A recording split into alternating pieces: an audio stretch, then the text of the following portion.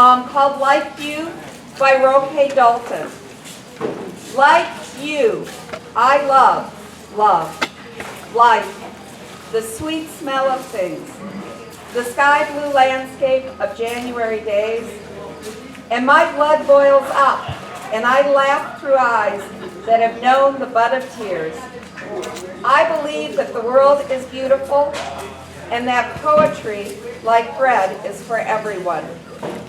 And that my veins don't end in me, but in the unanimous blood of those who struggle for life, love, little things, landscape and bread, the poetry of everyone.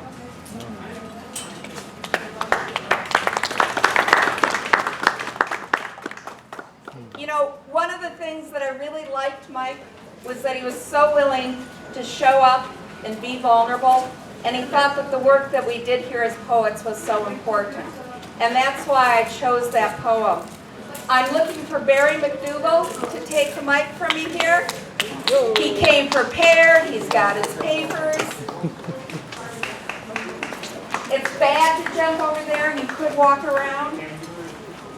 Barry's not bad. All right, please welcome Barry.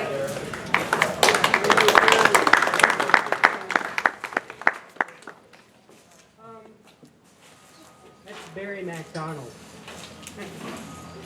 All right. Okay. Now I have two poems from Mike, and I don't remember how I got them. I just found them inside a book. But I have them, so I think this is the perfect place to read them. Barry, you got to get a lot closer to that mic. Now, can you hear me? Excellent. Okay. Now these poems are from Mike. I don't remember how I got them, but I found them in a book. This is the first one. From Persian High Fez, How to Be a Better Poet. It's not really High Fez, it's me, Mike Finley. But I felt it had more impact coming from the 14th century of Persia. 1. Stop talking and listen. Listen to yourself listening. Then listen to that. 2. Pile all your poet hats in the backyard and light them on fire, especially any with feathers. 3. Remove your name from everything you do. Anonymity purifies, fame corrodes. 4. Drive out your own noise by inviting in others.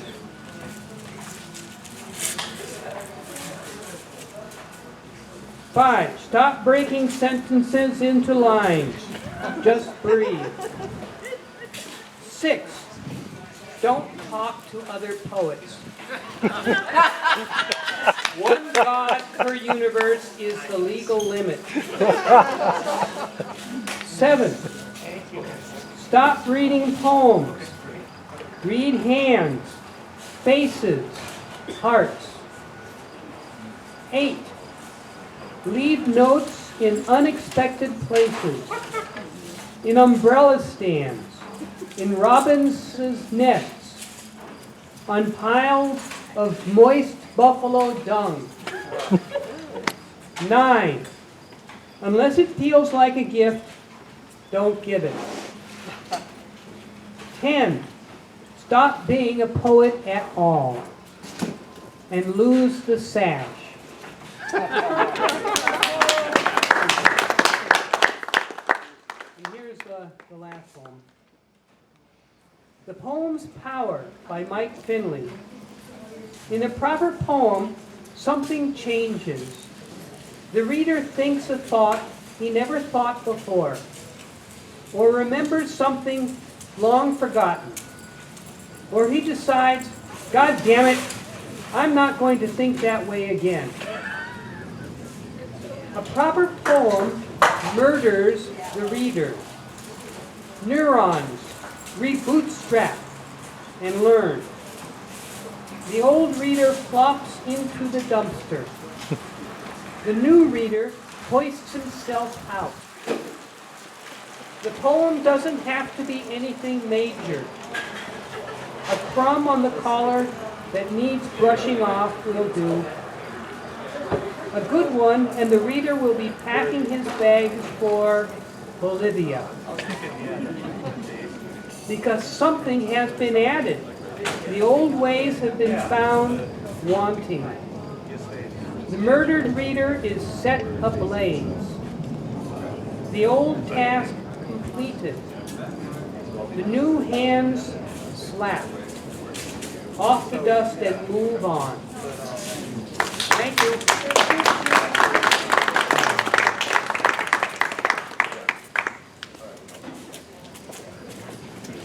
Thanks, Barry. So one of the things Barry was learning about here that I'm still working on too is you have to feel almost like you're eating this microphone to be effective. Susan, are you ready to go? Okay, so you want to take the long way around, hon. Look at Susan come. There we go. Susan Cassette. Hey, friends. Hey, is that good? Yeah. I know how to work a mic, and I've learned how to do it because Finley taught me how to do it. My name is Susan Cassette, and I moved here 4 years ago from Darien, Connecticut. If you don't know about Darien, Connecticut, they filmed the Stepford Wives there. I kid you not. Anyway, Mike, my first reading I did at the Troubadour. Mike sat down near me and said, "Kid, I like your style." I said, "Irishman, I'm Irish. Let me buy you a drink." And we've been friends ever since. This is a poem I wrote for Mike the day after he passed, and I've since revised, and I'll let the words speak for itself. Orpheus wills me his lyre for Mike Finley, the king of the St. Paul poets. Let's hear it, people! Come on! Orpheus wills me his lyre. The October red and orange maple leaves are your fragments, crunching remains under my worn black shoes. Tomorrow, the lawn workers will gather you into neat piles, haul you away. I want to know, what news will you bring from the underworld? What stunning revelations? Do your stories have more power now to charm surly animals and find phantom blue bicycles growing in trees? Brother, hey, you left behind your lyre. I'm not sure what to do with this gift. It should be in more capable hands, taken to heaven by muses, or just cast among the stars in Dinkytown along University Avenue? No. Your gilded words rest on my kitchen table among unpaid bills and junk mail. Then you said, "Go forth, Susan.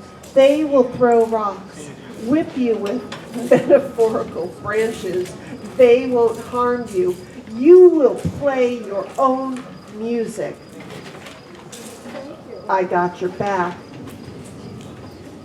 Brother Finley, even you could not dazzle death with your music. It took you.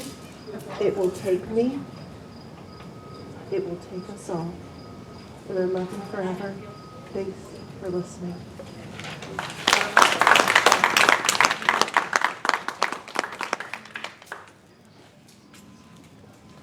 Thank you, Susan Cassette. I did a reading over in East St. Paul for a while called She. And one of the experiments that we did at the poetry reading was we did like an adult show and tell. And so Mike came with the school bell. It was a handbell, but it was like this big, and the bell's that big, right? And he brought that for show and tell. And then during the reading, he rang it like this with his arm the entire time. At least, I swear to goodness, at 4 different points in the poem.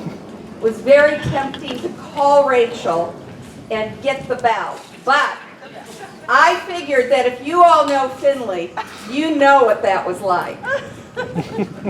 Okay, I have Charlie Curry on my list next. Yep, right here. The Blend. I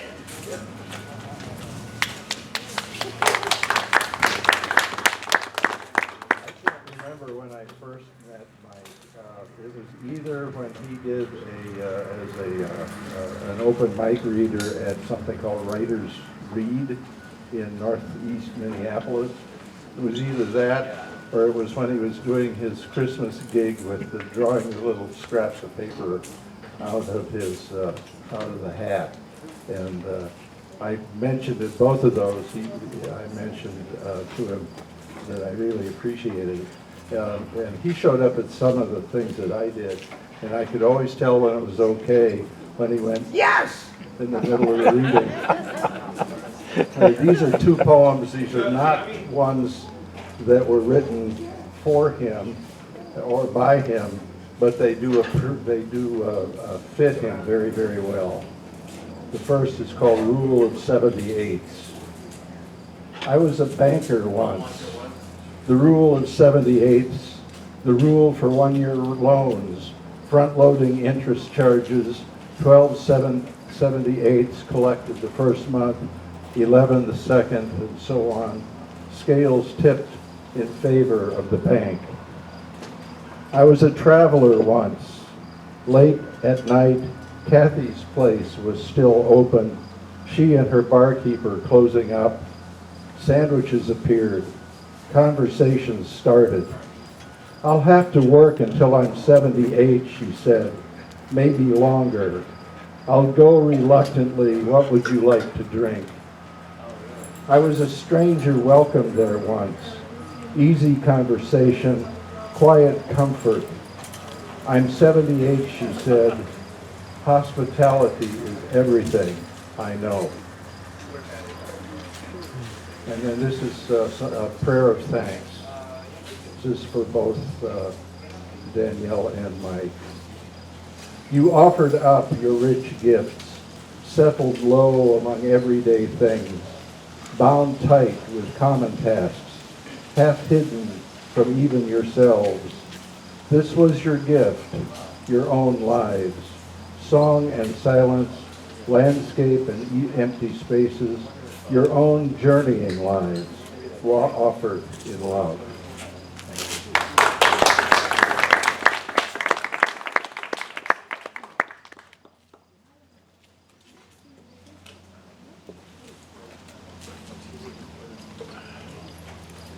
You know, I spent a lot of time going to readings with Mike and going to parties where Mike was at, and we spent a lot of time at coffee together. And he talked to me a lot about loving love poems and how there weren't enough love poems in the world and that we should be spending more time writing love poems to each other. And what I thought was so beautiful about Mike, though, was he wasn't foolish about the whole thing, right? He was really willing to be vulnerable in his work. He was really being willing to be vulnerable as a friend.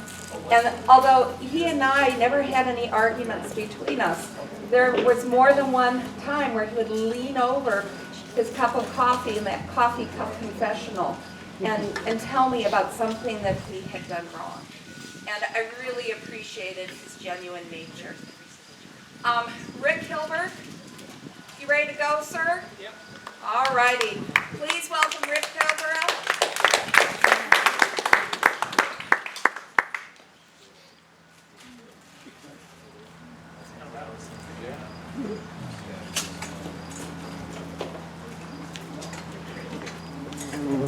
Still young enough to go up and up it. Ah, cheater. So the microphone is to be probably held close like this? Yes. Okay. So the reason I decided I would take a turn probably is unfolding as I look at the assembled friends of Mike Finley. The time I had with Finley began about 5 years ago. We butted heads for some reason. We were about the same age. I think he was born in March. July, 4th of July. Oh, the 4th of July. How could a person forget He was our that? Yankee Doodle dandy. Yes, okay. But anyhow, it was interesting, the boyhood friends that I still have, I butted heads with them. You know, it's just a Sandlot kind of world. And so when we first started running into each other, we did kind of butt heads. And there was nothing wrong with Mike's ego. You know, that was my view of him. But over time, it began to change, and it had to do with pretty much what Susan and Heather have been talking about, which would be an authentic person, a flawed person, a very human person, a very warm-blooded person, and I can't say enough about the support I felt from him. One time I went to an invite of his to the backyard, and I was late because I had work. I had been working as a security officer, and he welcomed me like he never had before. And it was like he wanted to catch up with me, and the visit went on one-on-one for quite a spell, and I was very touched that we were connecting.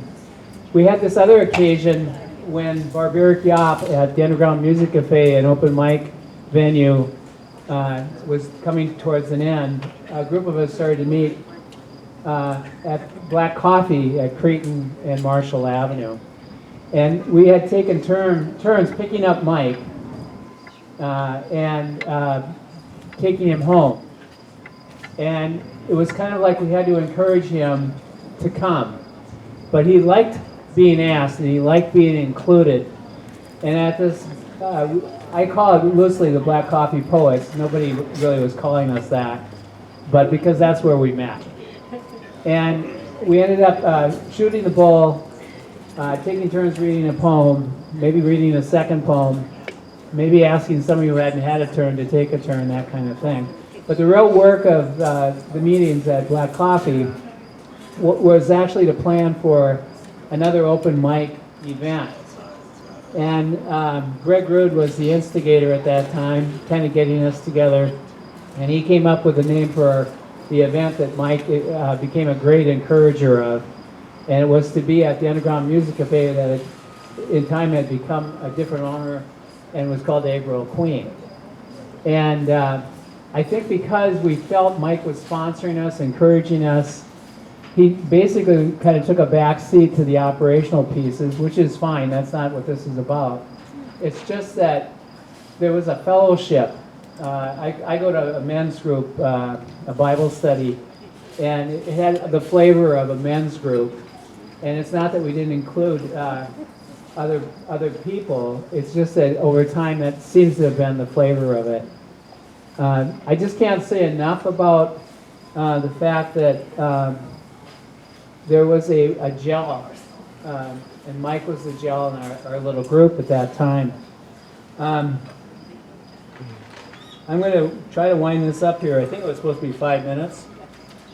Okay. So that means I can read the poem I wrote for Mike. And I think I saw a tear in the Irishman's eyes. It's short, too. That has virtue. It's called For Mike Finley. Thinking and loving, living and springing, making all so new. No time for the blues, just trying to make do. When the ends meet, the child comes round and holds us in love. Knowing we are folks, just folks like you. Love you, Mike.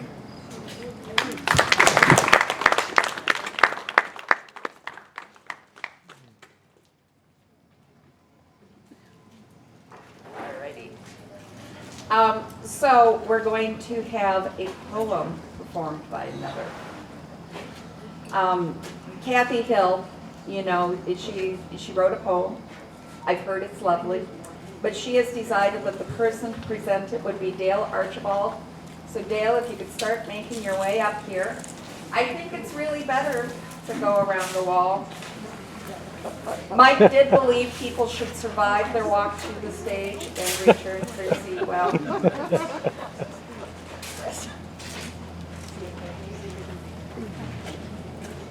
Alrighty.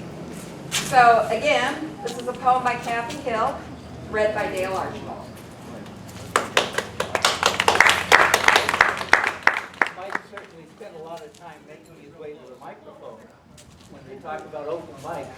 That's Mike. You know what? We're going to get you real close. They can't hear me in the back? You have to talk to there. Okay. All right. Is that better? All right. This is from Kathy Hill. It's titled Mike. The silence of a joy now only a remembrance.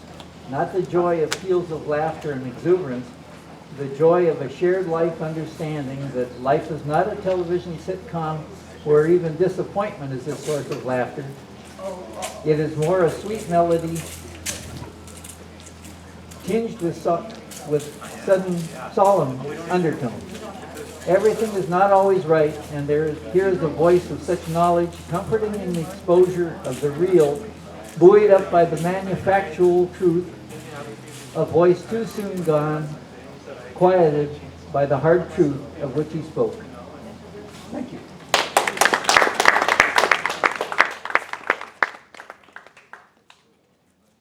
You know, the line that really rang true for me was life is not a sitcom, right? I think Mike would have been the first one to tell you that. I have Jim Wolf next on the list. Do we still have Jim with us? Did he wander away? Oh, he is here after all. Alrighty.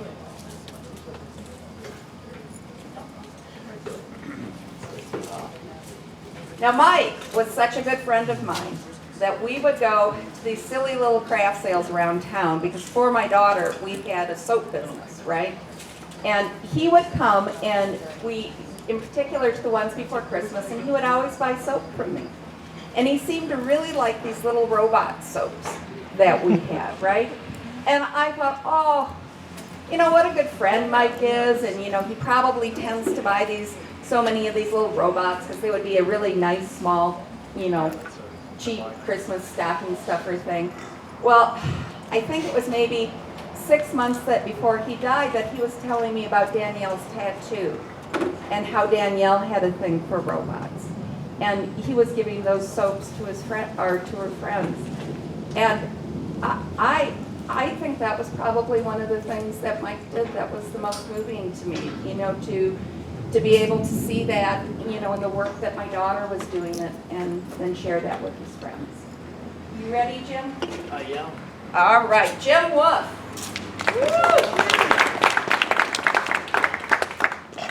I'm standing in a hall. You know, I am so used to having my husband be my roadie, and I'm not very good at this. Do I have it right? It's just perfect. Excellent. So I didn't realize there were poetry expectations. I wouldn't have signed up for this. I'm a 40-year union carpenter, and most of my poetry comes off the bathroom walls. And sometimes I would share those with Mike, and he thought they were funny, but had no socially redeeming value. This is a celebration of not only Mike, but of Danielle, and both of those people impacted me, my wife, and our family.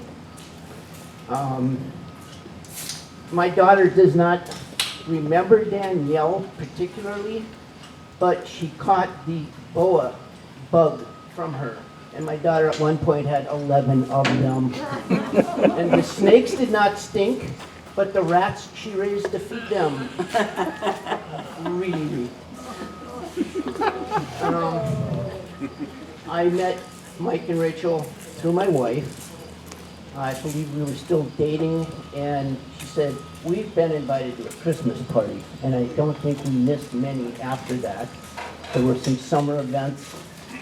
I have a memory also of looking out their kitchen window and seeing Jonathan's head and my twin boys' heads bouncing up and down, and I thought, what in God's name are they doing? And then it dawned on me, they have a trampoline.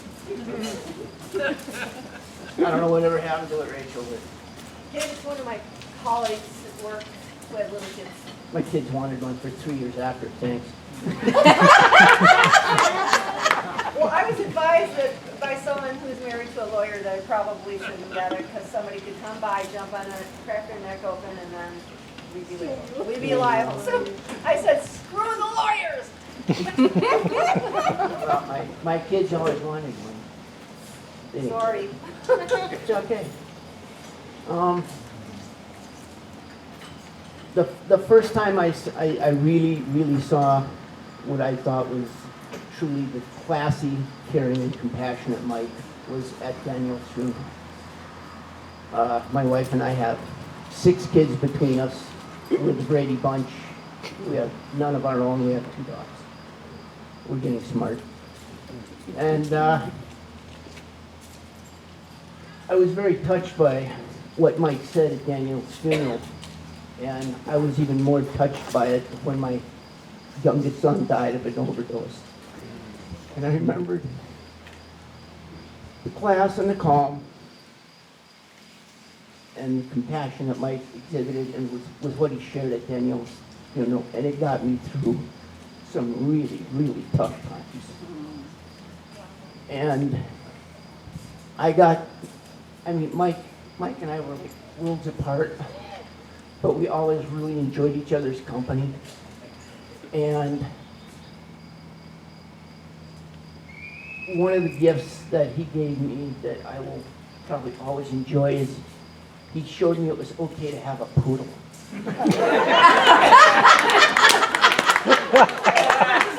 People have always been a little surprised that my wife, who dated hoity-toity poetry type people, ended up with this, how did our daughter put it? A long-haired biker construction dude. So when I explained to my wife that if we were gonna get another dog, it had to be a poodle, she just said, "You, a poodle?"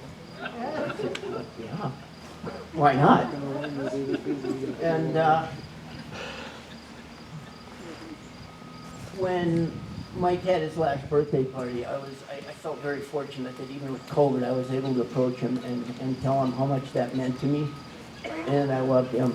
And truly one of the blessings I've received in my life is I have some of the most fantastic friends, and with Mike's passing, I am poorer for his passing, and I think of him often.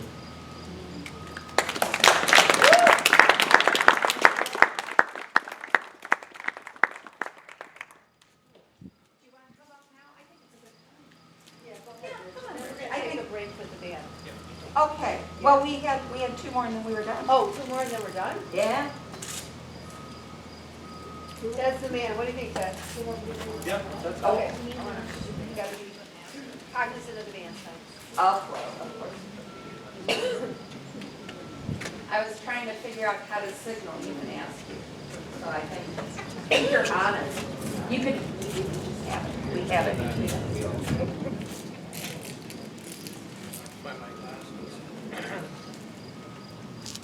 Did you need glasses?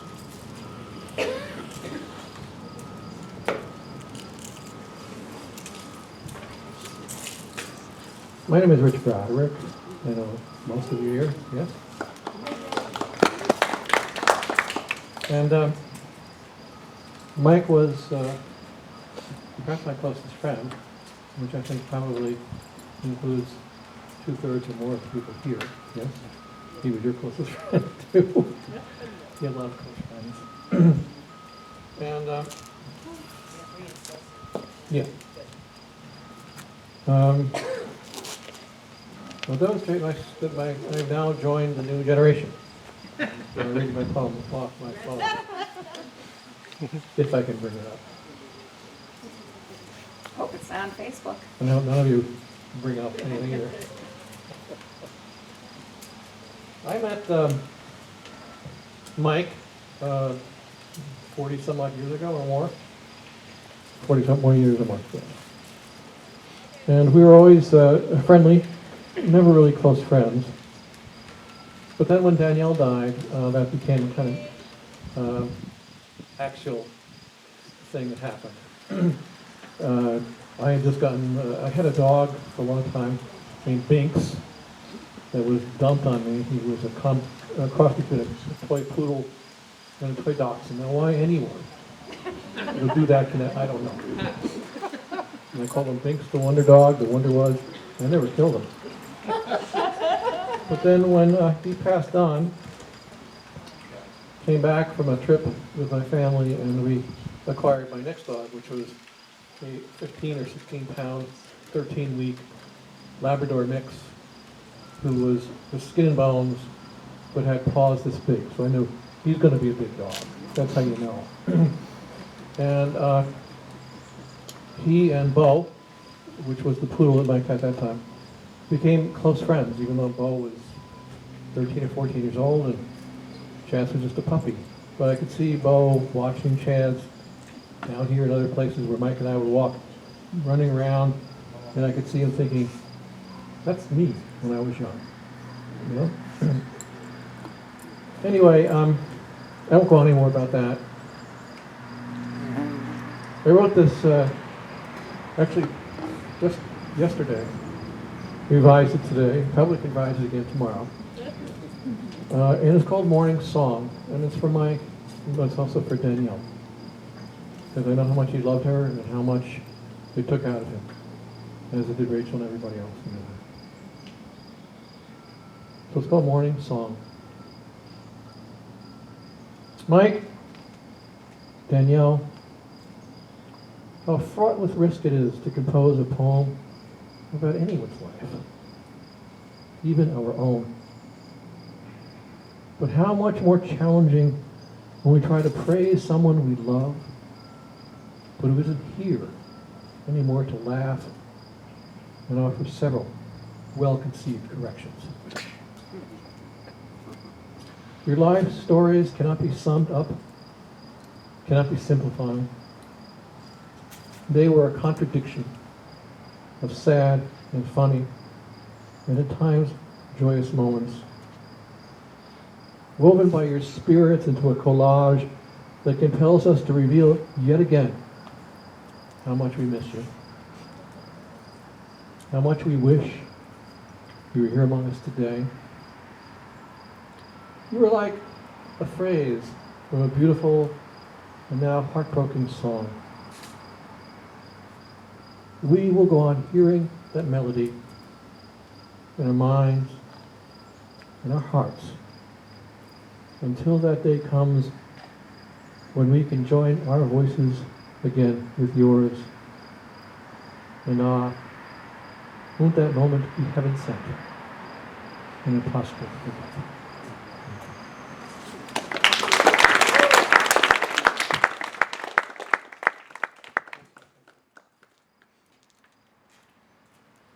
Thank you. All right. We're going to do just one more poem.